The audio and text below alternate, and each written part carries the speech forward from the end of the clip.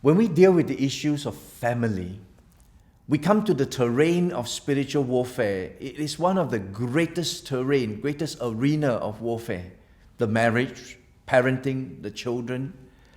We got to realize that we cannot have healthy churches when there are unhealthy families.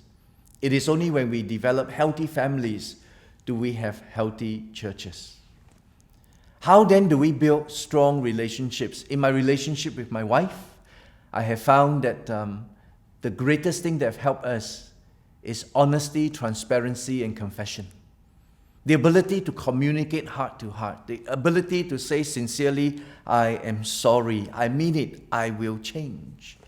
And this mutual love, this mutual confession, this mutual trust that we build is the fabric by which everything else falls in place. We keep our weekly dates, we guard our time together, we minister together, but underneath it all, this healthy DNA of being able to communicate lovingly makes a huge difference. The greatest joy I have in my relationship with Anne is when she hugged me one time when we were praying and said, Ed, I'm falling in love with you over again. And the second thing I hear that blessed my heart is, thank you for leading me spiritually. That to me is at the heart of what builds a deep and strong marriage relationship. What about children? How do we build that? What has been most impactful in maintaining that relationship with your kids? I have two daughters. Amanda is 21 years old, Belisha 20. When Amanda was 18 years old, she came to me and said, Daddy, we have 28 more. I said, darling, 28 more what? She smiled and said, 28 more father and daughter's time. How did she know? Because in my kitchen, I have a whole year calendar map up with my ministries, my travel trips, etc.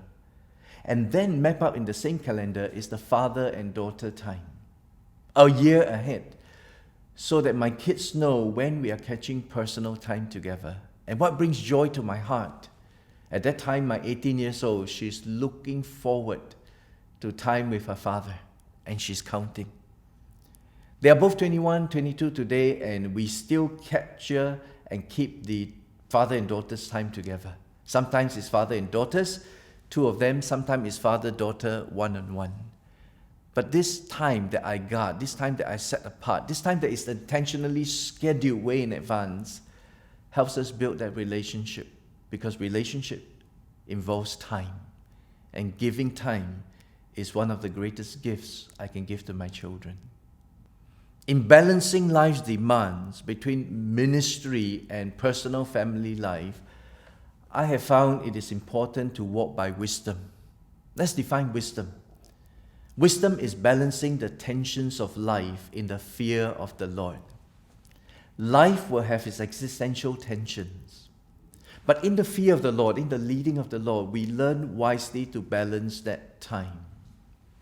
One of the best advices I have about 30 years ago from my own mentor, Doug Sparks of the Navigators, and I remember it since that. I was 28 years old when I heard this. And for 30 years, I lived by it. He said to me, Edmund, don't let your ego get in the way. As long as I don't allow my ego to get in the way, my ego in ministry, my ego in speaking engagements, my ego in meeting all these demands, if I walk with a sense that God has called, God will empower, I do my best, I offer my 5 loaves and 2 fishes to Jesus, He will multiply. I find it so much easier, not only to balance the demands of leadership, but also to balance life demands in terms of leadership, ministry, and the family, so that there is time for the things that are important. Our ego sometimes pushes us towards the urgent, or towards things that we feel will give us a sense of significance. But it is our sense of the fear of the Lord, the leading of the Lord, that will allow us and direct us to give time to the things that are important, things that are fundamental to our core values. And that's what helps me in maintaining that balance, the fear of the Lord. I have personally experienced the dark night of the soul.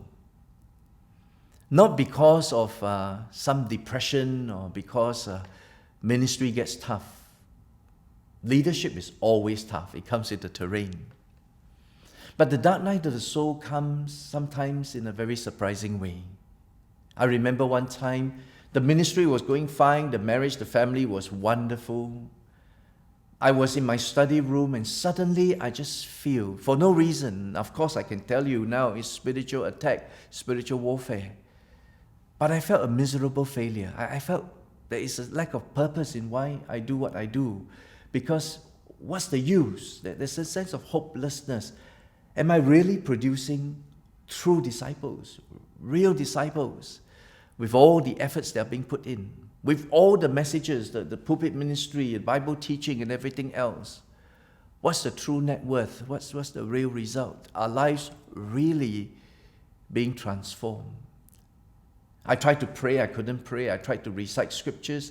It doesn't really work, and I didn't know what to do until the Lord reminded me, son, start over again. And I went like, start over again with what? I tried to pray, I tried to remember the scriptures and stand firm in the promises. Start with what? And then I realized where I started the ministry with. I started the ministry with 4 words. I can't. God can. I can't overcome this sense of depression or this spiritual attack or this dark night of the soul. God can. I have learned when we face challenging times, there are 4 things that has helped me in my spiritual compass. I want to share these 4 things with you. Number 1, that which we must face. We must face that challenges in the ministry will come. Problems will always be there.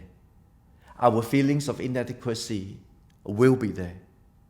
That which we must know that God is at work, that there is strength in God, that God who calls will supply us both our strength and our adequacy in Him. For who can be adequate for these things? And then I learned that which we must want. I must want the will of God. No matter how difficult the times may be, I must want God's will. And finally, that which I must hold fast to. I must hold fast to the reality uncertain times will come, difficult times will come, even dark nights of the soul will come. But I know that in the midst of life's uncertainty, I can have an unwavering faith in the faithful God, that God will show Himself true. So the strength in God, the grace of God, is what brought me through the place of prayer as I started over again, this time with a difference.